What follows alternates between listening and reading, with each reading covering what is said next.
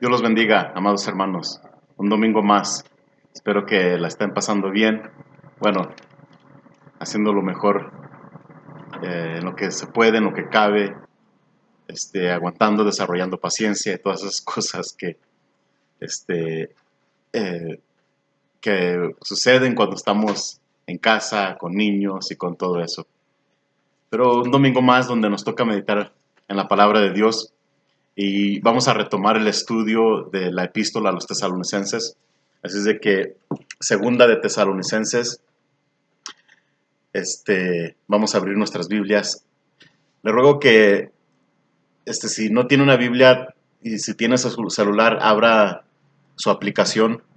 Es muy importante que nos vaya siguiendo verso a verso porque así va a tener más sentido, se aprovecha más y es más fructífero. Así es de que segunda de Tesalonicenses capítulo 2. Solo para recordarles que el contexto de esta epístola es de no muchos meses después de que Pablo escribió la primera, le llega un reporte de que la iglesia en Tesalónica está pasando una persecución muy fuerte, una tribulación muy abrumadora.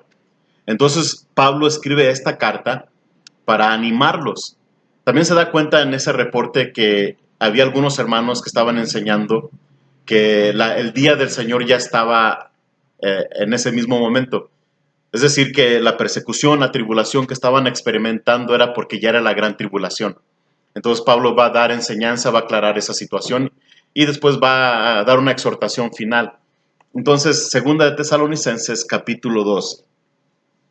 Y leemos el 1 y 2.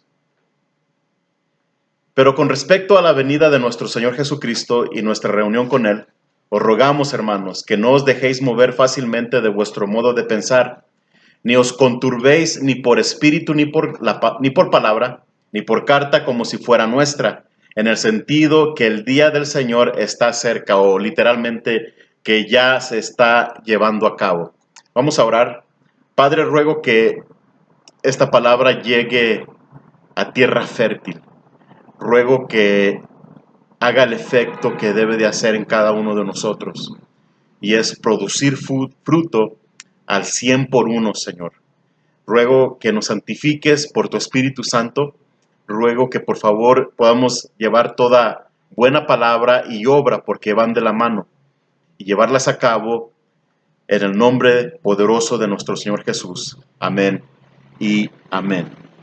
Entonces, si checas aquí en el versículo 1, dice, pero con respecto a la venida de nuestro Señor Jesucristo y nuestra reunión con Él.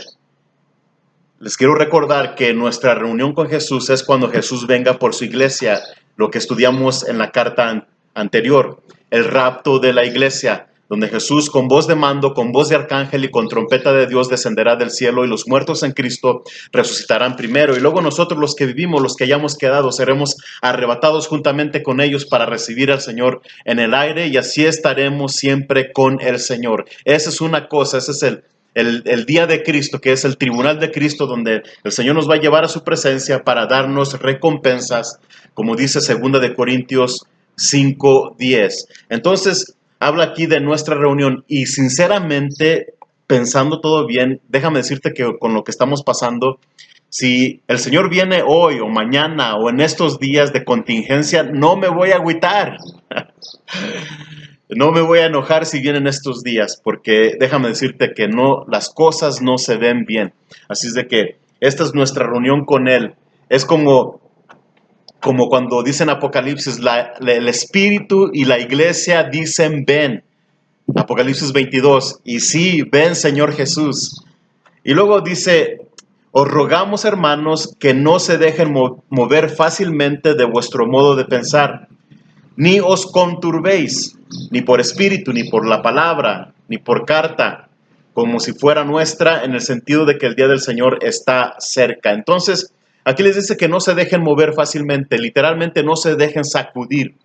Y aquí menciona ni por espíritu, obviamente se está refiriendo quizás a una palabra profética que por el espíritu, o por palabra, ni por carta como si fuera nuestra. Algunos hermanos que estaban ahí en la congregación aún estaban diciendo que el día del Señor, la tribulación que estaban pasando fue porque Pablo les mandó una carta y les afirmó que eso era lo que estaban pasando.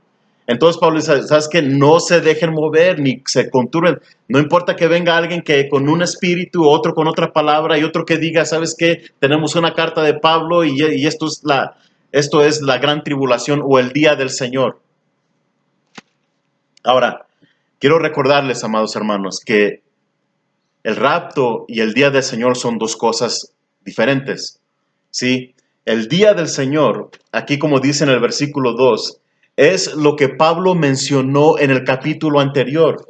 Y si checas en el capítulo 1, el día del Señor es cuando Jesús viene en llama de fuego, versículo 8, para dar retribución a los que no conocieron a Dios, ni obedecen el evangelio de nuestro Señor Jesucristo. Versículo 9, los cuales sufrirán pena de eterna perdición, excluidos de la presencia del Señor y de la gloria de su poder, cuando venga en aquel día para ser glorificado en sus santos y ser admirado en todos los que creyeron, por cuanto nuestro testimonio ha sido creído entre vosotros. Ese es el día del Señor.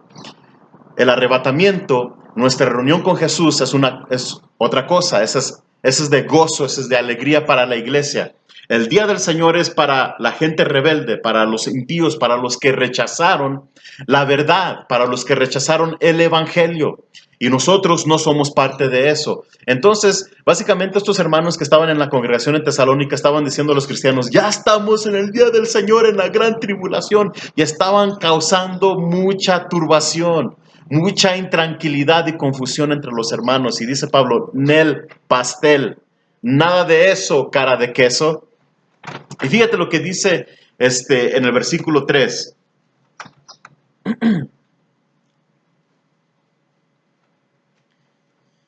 Dice, nadie os engañe en ninguna manera, porque no vendrá sin que antes venga la apostasía y se manifieste el hombre de pecado, el hijo de perdición. Entonces, Pablo les dice que nadie los engañe en ninguna manera, porque para que el día del Señor, dice aquí en el versículo 3, no vendrá sin que antes venga la apostasía número 2 y se manifieste el hombre de pecado. Es decir, antes del día del Señor tienen que ocurrir dos eventos, lo que es la apostasía y lo que es la manifestación del hijo de pecado, es decir, del anticristo.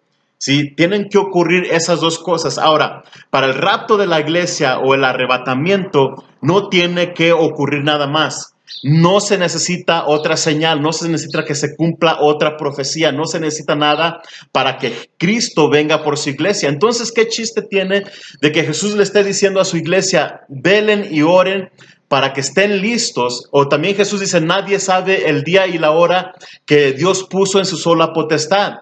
¿De qué chiste o por qué diría eso Jesús si primero tenemos que esperar estas señales de la apostasía y todo eso? No. Entonces, por eso el arrebatamiento es una cosa para la iglesia y el día del Señor es otra cosa. Entonces, ¿qué es la apostasía? ¿Qué es la manifestación del hijo de pecado? Ok, la apostasía. La apostasía significa abandonar. Habla de una salida o de un apartamiento, una desviación de la verdad. Básicamente apostatar de la fe, apostatar de la verdad. Es como en Hechos capítulo 21, versículo 21, los judíos estaban acusando a Pablo que él enseñaba a la nación de Israel a apostatar de Moisés, es decir, él estaba enseñando que abandonara los escritos de Moisés o las enseñanzas de Moisés. Eso es lo que significa. Ahora, para esta palabra, la apostasía, hay dos ideas, hay dos puntos de vista, hay dos maestros que difieren en su manera de interpretar esta palabra.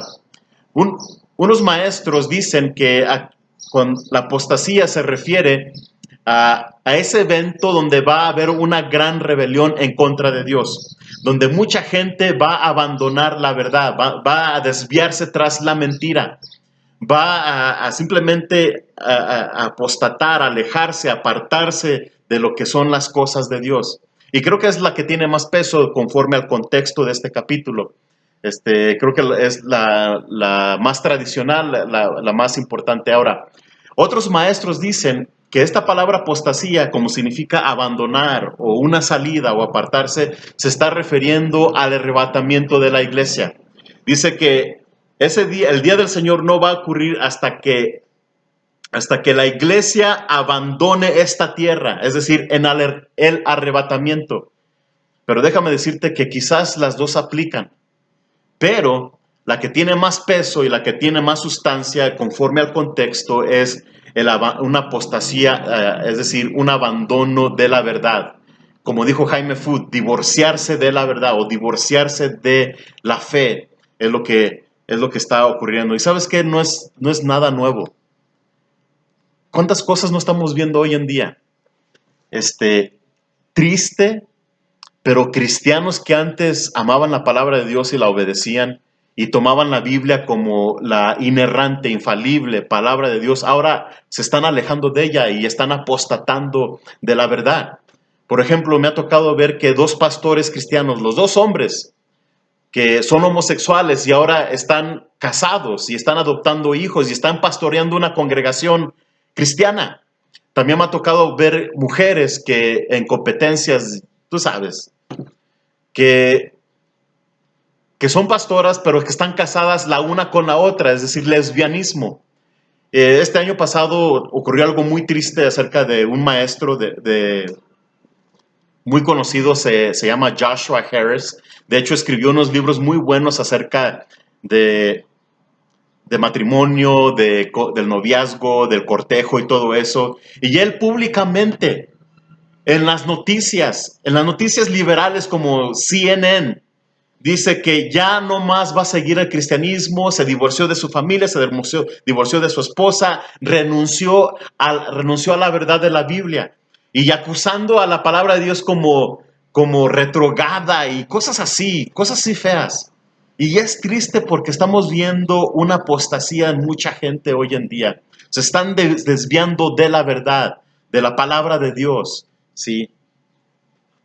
Pero por eso, como dice un pastor allá en El Cabo, de unos hermanos que nos dijeron, Cristo necesita venir ya, o ojalá que Cristo venga pronto. Como le estaba diciendo, muchos se están desviando de la verdad y van tras la mentira. Están siendo engañados por el diablo. Hay predicadores que predican con tanta convicción y tanta seriedad, pero están predicando mentiras. Y déjame decirte que la gente les cree.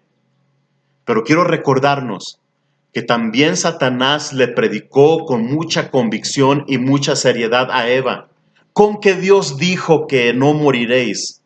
No es cierto. Y la convenció y la engañó y por eso estamos pasando por estas cosas.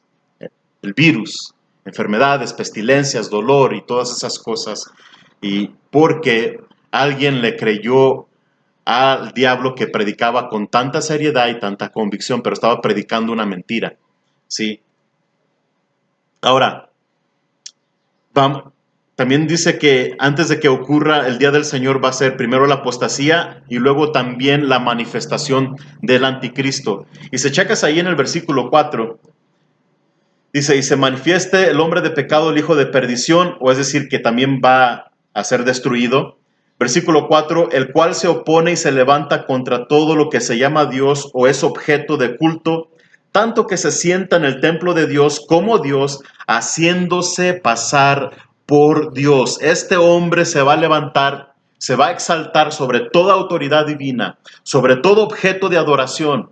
Es decir, este hombre va a demandar que lo estimen, que lo adoren como si fuera superior a Dios. Y déjame decirte que me recordé lo que hizo el diablo desde el principio. Él siempre ha querido ese puesto del número uno, el puesto de adoración. Seré semejante al Altísimo, dice en los escritos del Antiguo Testamento.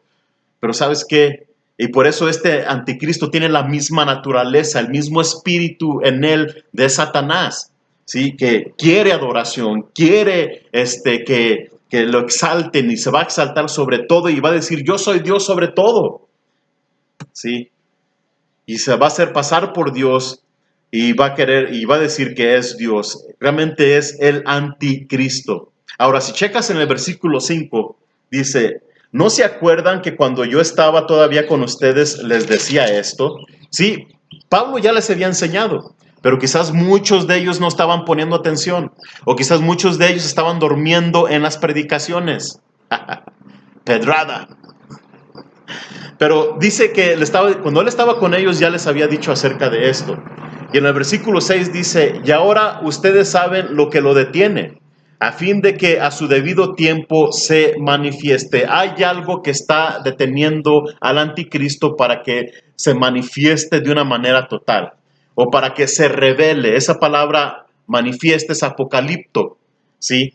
Que es quitar el velo, darlo a conocer y saber quién es él. Y luego dice en el versículo 7, porque ya está en acción el misterio de la iniquidad, solo que hay quien al presente lo detiene hasta que él, pronombre personal, a su vez sea quitado de en medio. Entonces, Pablo dice que ya está en acción el misterio de la iniquidad. Sí, hay un misterio de iniquidad. Y en primera de Timoteo 3:16 hay un misterio de la piedad. Nosotros como cristianos pertenecemos al misterio de la piedad. Los que rechazan la verdad, los que siguen sus propios impulsos, ellos son los del misterio de la iniquidad. ¿Qué es ese misterio de la iniquidad?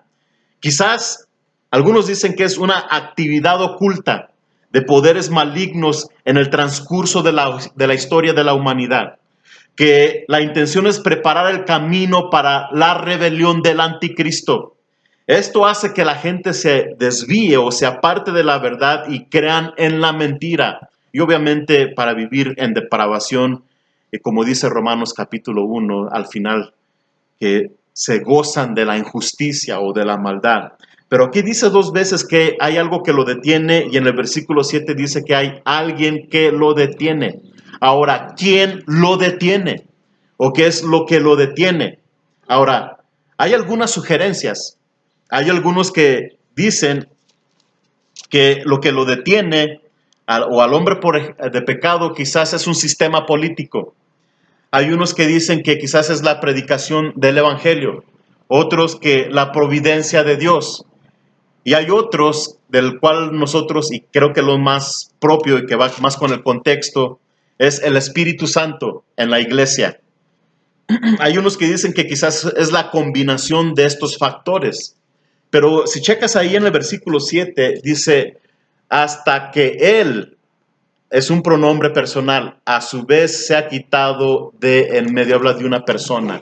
Y nosotros como Calvary Chapel o Capilla Calvario creemos que este hombre se va a manifestar cuando Cristo venga por su iglesia y el Espíritu Santo en la iglesia, el poder restringidor, es lo que está deteniendo que se manifieste y que se revele en su totalidad al anticristo. ¿Sí? Creo que es la que tiene más peso y la más tradicional o la interpretación más aceptada en la iglesia. Solamente pues que tengas un punto post-tribulación, ¿no? O sea, que de los que creen que la iglesia va a pasar por la gran tribulación y luego después, bueno,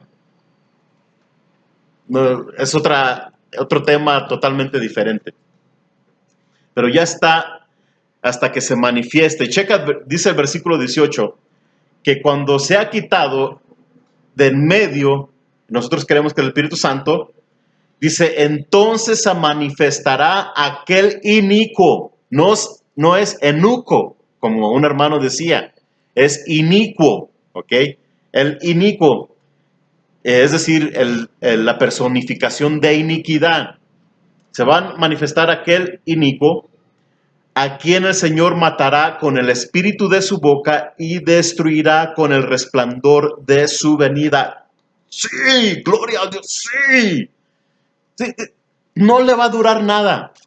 No es un rival, no es competencia. Le van a poner ahí dice el diablo contra el Señor, van a poner así como los resultados NC, o sea, no contest, o sea que no es rival, no es oponente para, ya sea, dice con el espíritu de su boca, o ya sea con un soplido, o simplemente Jesús va a decir la palabra, así como sanó a la hija de Jairo, o simplemente decir que se haga o que se deshaga y Satanás va a ser destruido, o más bien el anticristo va a ser destruido, ¿sí?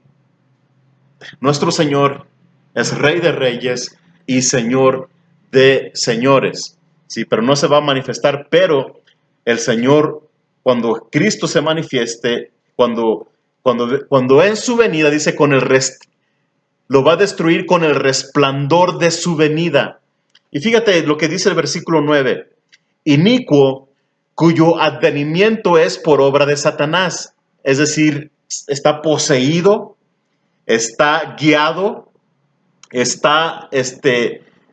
tiene todo el respaldo, todo el poder de Satanás sobre esta persona. No estamos hablando como una legión de demonios, así como ese chavo en Gadarena, donde Jesús le expulsa una legión de demonios que lo tenían totalmente dominado. Satanás mismo, recuerda que Satanás no es omnipotente. Él no puede estar en todo lugar a la misma vez. Entonces, va a ser una persona totalmente poseída, nada más y nada menos por el mismo diablo, ¿sí? Y dice que, porque como va a estar poseída por este diablo, va a tener gran poder y va a hacer señales y prodigios mentirosos. Ahora, vamos a pensar en esto. Ok. Y te dice que tiene gran poder para hacer señales y obras milagrosas. Y, y realmente lo que estamos pasando ahorita es para tomar un buen ejemplo de lo que ocurriría. Vamos a decir que este coronavirus realmente se sale fuera de control. Vamos a decir que ya en todo el mundo, no solamente en Italia, en Estados Unidos, en China, pero en México y en todos esos países grandes que ya la mayoría de la gente está infectada, no encuentran solución, no encuentran una vacuna para solventar el problema. La economía está por los suelos, todos están buscando dónde comer algo.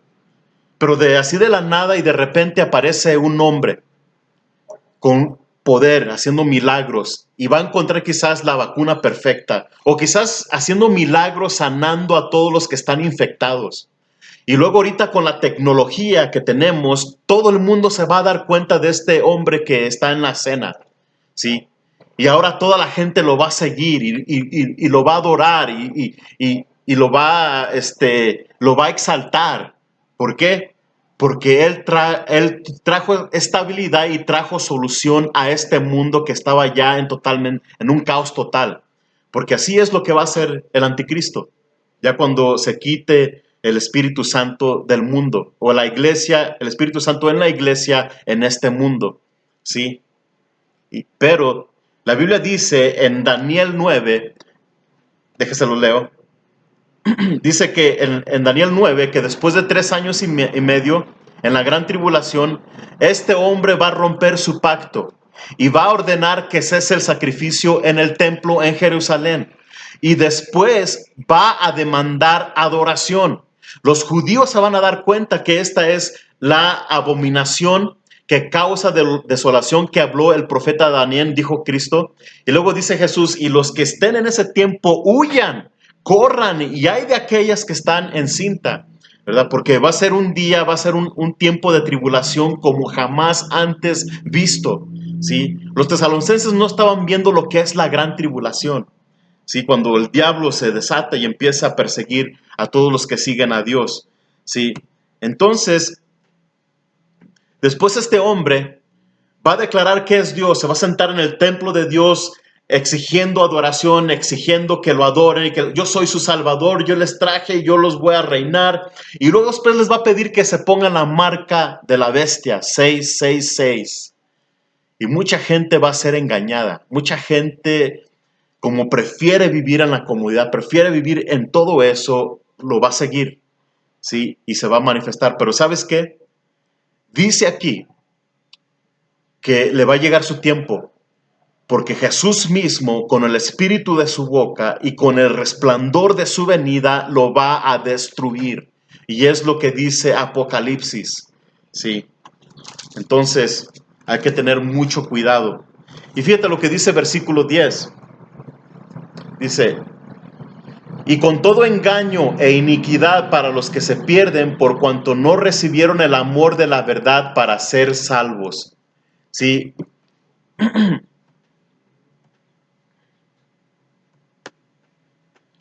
La gente que va a ser engañada por este anticristo, primero la gente que no recibió el amor de la verdad.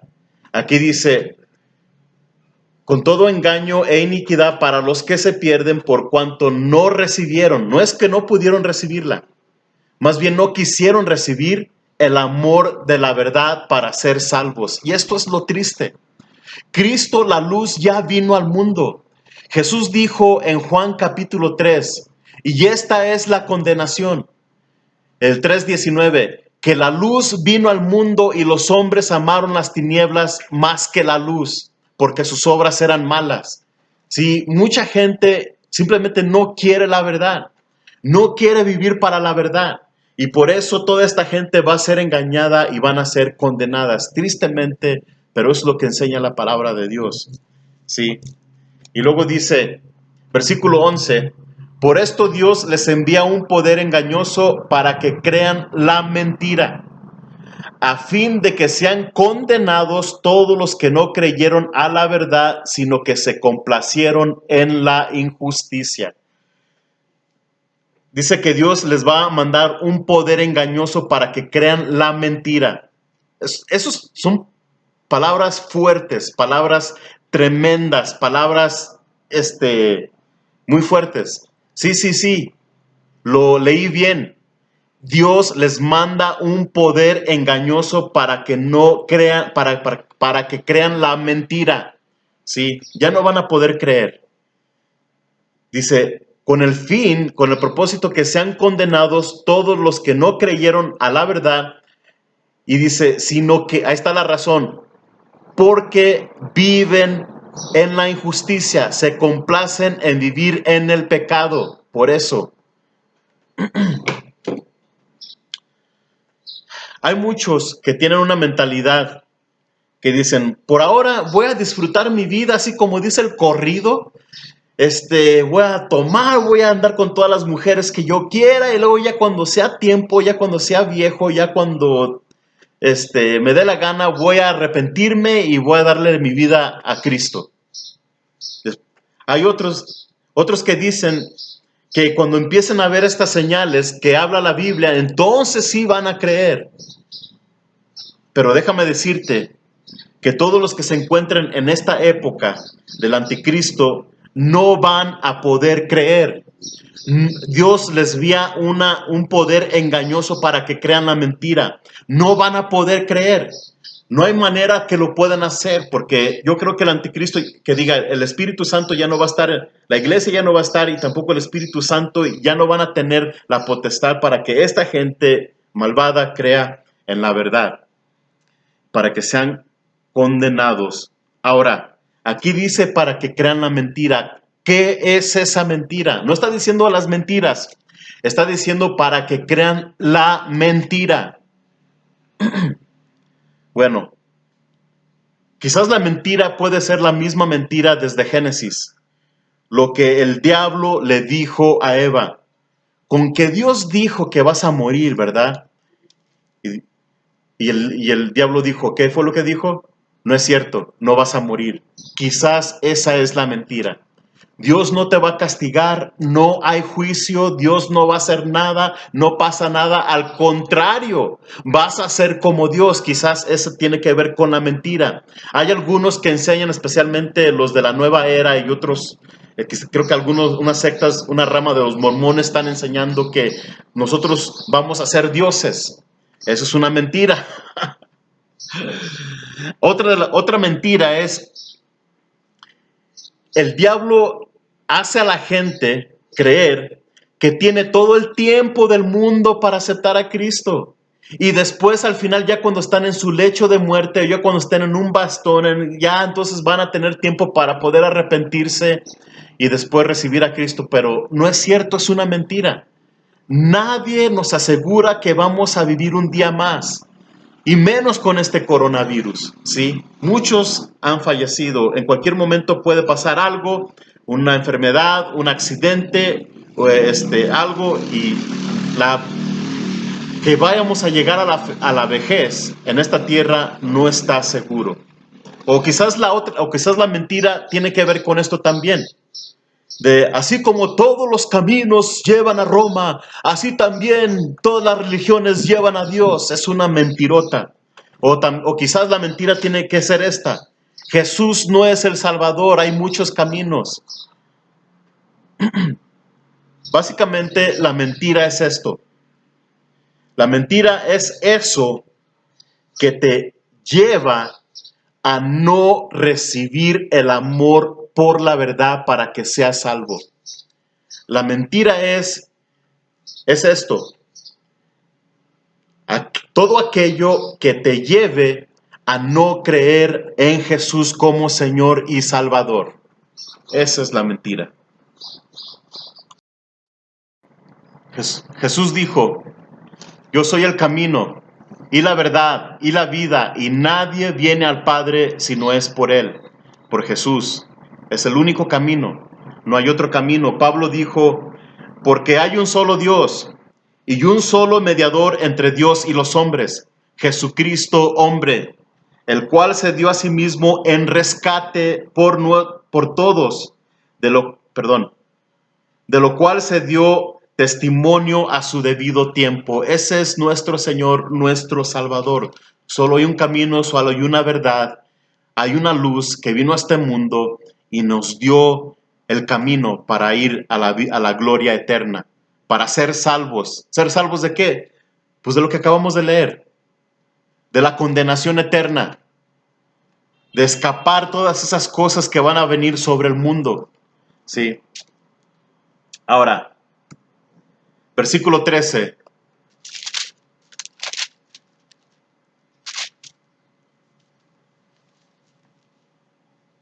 Dice Pablo: pero nosotros debemos dar siempre gracias a Dios respecto a vosotros, hermanos amados por el Señor.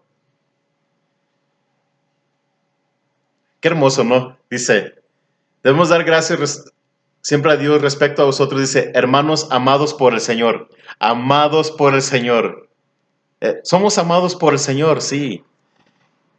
Dice, de que Dios os haya escogido desde el principio para salvación. ¿Salvación de qué? Pues estas cosas: la gran tribulación, la condenación eterna, mediante la santificación por el Espíritu y la fe en la verdad. Sí, para eso es el Espíritu Santo. Pues, una vez que hemos puesto nuestra fe en la verdad, la Biblia dice que somos sellados por el Espíritu Santo de la promesa. Y ahora el Espíritu Santo viene a hacer un proceso de santificación en cada uno de nosotros. ¿Sí? Propósito del Espíritu Santo no solamente otorgarnos dones, pero sino santificarnos para que el fruto del Espíritu sea amor, gozo, fe, templanza, mansedumbre y todas estas cosas que hace el Espíritu Santo en nuestras vidas. El Espíritu. Y luego dice versículo, y fe en la verdad. Versículo 14 dice, a lo cual os llamó mediante nuestro evangelio, para alcanzar la gloria de nuestro Señor Jesucristo. Dice Pablo, Dios los llamó mediante nuestro evangelio. ¿Para qué propósito? Para alcanzar la gloria. ¿Sí? En la otra epístola Pablo le dijo, ¿sabes qué? Dios no nos puso para ira, sino para alcanzar salvación por medio de nuestro Señor Jesucristo. Entonces, haciendo la división, el día del Señor es una cosa, el arrebatamiento es otra cosa, es una para bendición para la iglesia, otra para castigo para todos los que rechazaron el amor de la verdad, ¿sí? Pero nosotros, para alcanzar salvación, aquí dice, para alcanzar la gloria de nuestro Señor Jesucristo. Sí. Alcanzar la gloria de nuestro Señor, nuestra porción. David dijo en Salmo 17 que estaremos satisfechos cuando despertemos a la semejanza del Señor. O, sí, el Salmo 17. Pablo también dijo en Romanos capítulo 8 que todas las tribulaciones que estamos pasando no se comparará con la gloria que se ha de manifestar en los hijos de Dios. Sí, déjame se la leo rapidito. Lea Romanos 8, le da hacia atrás.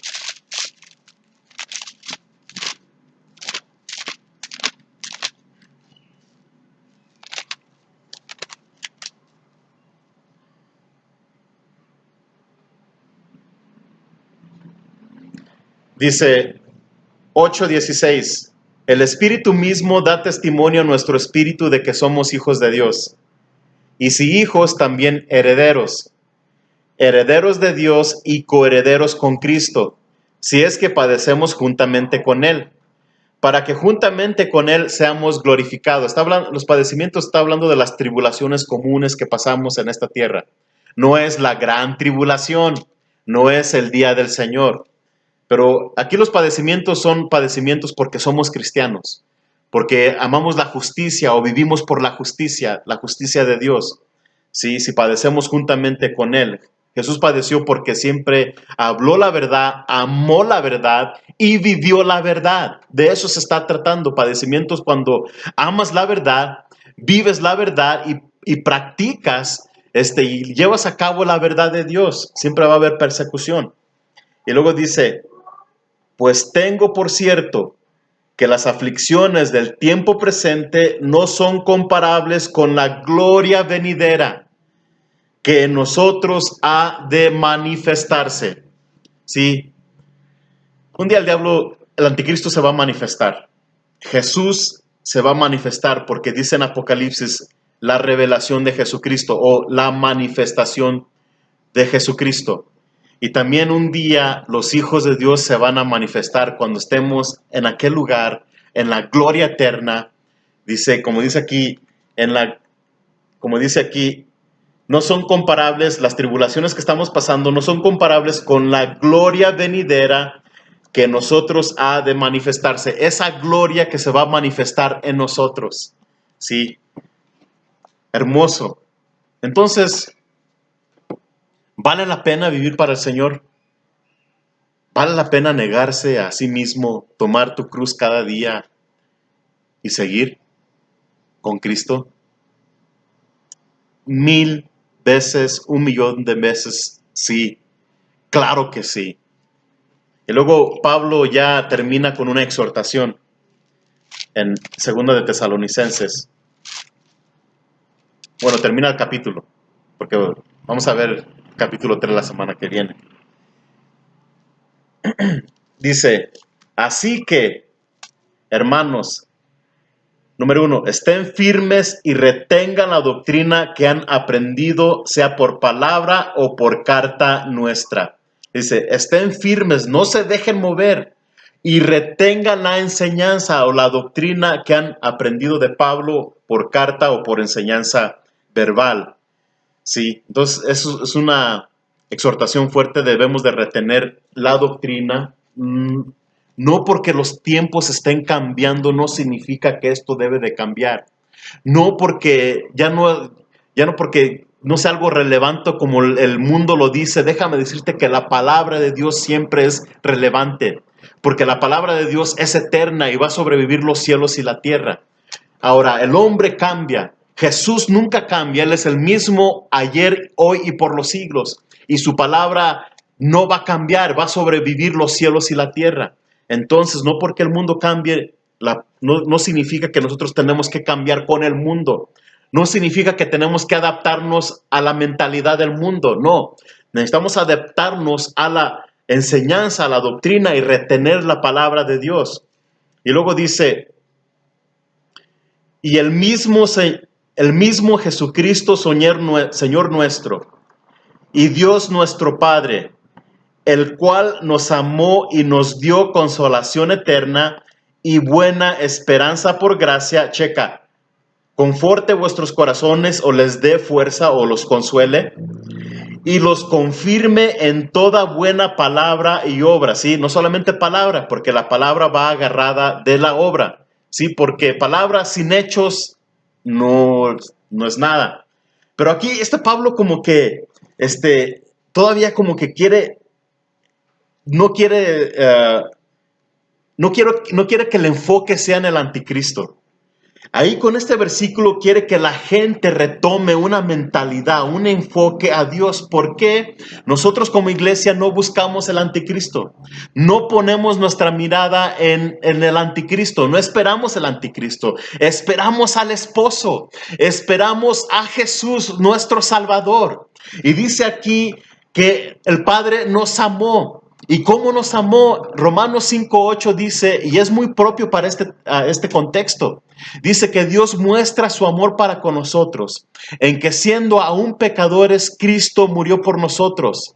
Y mucho más, estando justificados en su sangre, por él seremos salvos de la ira o de ese día donde va a ser castigado o la gran tribulación.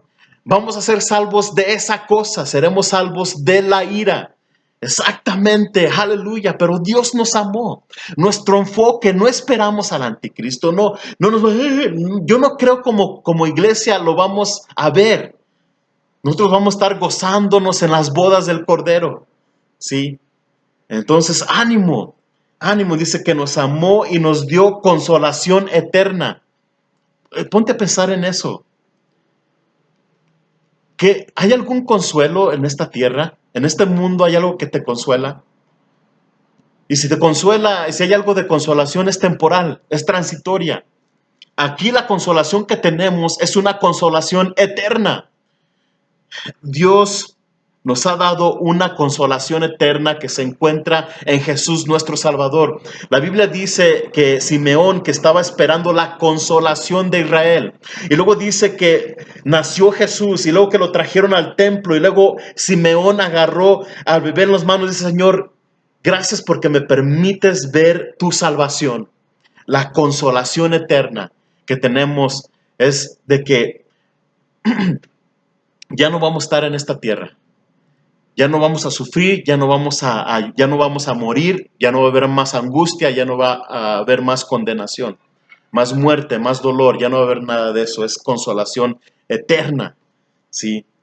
Y luego dice, y buena esperanza por gracia, versículo 16, y nos dio consolación eterna y buena esperanza por gracia, es decir, buena esperanza por gracia como un regalo que no merecemos. ¿Qué es la buena esperanza? Es la pregunta. Es la bienaventurada esperanza. Como dice Tito, vamos a leerlo, Tito capítulo 2. Aquí luego está Timoteo y luego está Tito.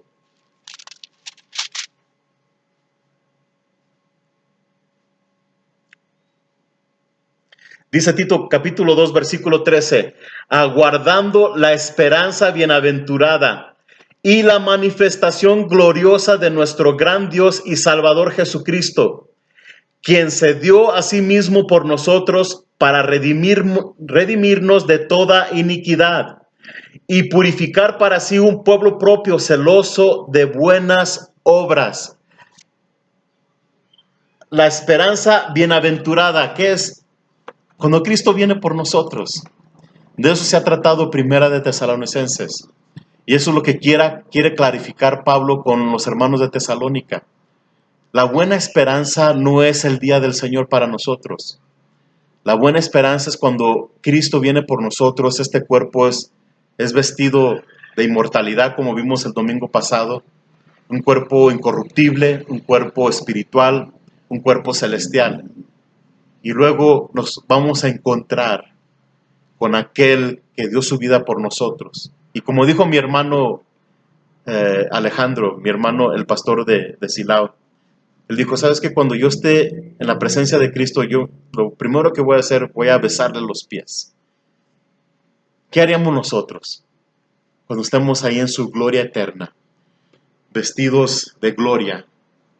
Esa gloria que se va a manifestar en nosotros. ¿Qué vamos a hacer? Y por eso Pablo les exhorta a los hermanos. Les dice tres cosas muy importantes. Les dice, retengan la doctrina. Jesús nos dijo, dice, si ustedes permanecen en mí, en mi palabra, serán verdaderamente mis discípulos y conocerán la verdad y la verdad los hará libre. Permanecer la doctrina, permanecer en la palabra de Cristo todo el tiempo, que la palabra de Cristo more abundantemente en nosotros, reteniendo la doctrina y la enseñanza. Y otra de las cosas es, no se conturben, que nadie te robe el gozo y la paz que tienes en Cristo Jesús.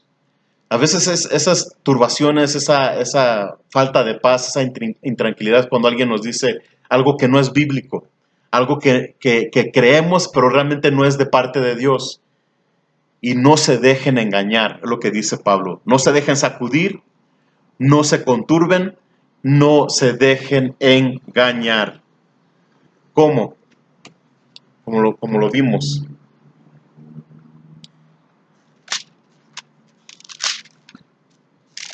La palabra, la palabra, la palabra. Creyéndole a Dios, creyendo sus escritos, creyendo lo que Él nos ha dado aquí. Amados hermanos, Dios los bendiga. Si alguno de los que están viendo este video no es cristiano, Dios te ama y no importa lo que hayas hecho. Quizás eres un cristiano que hiciste algo, te alejaste de Dios por un tiempo y piensas, es que por lo que hice no sé si Dios me va a recibir otra vez.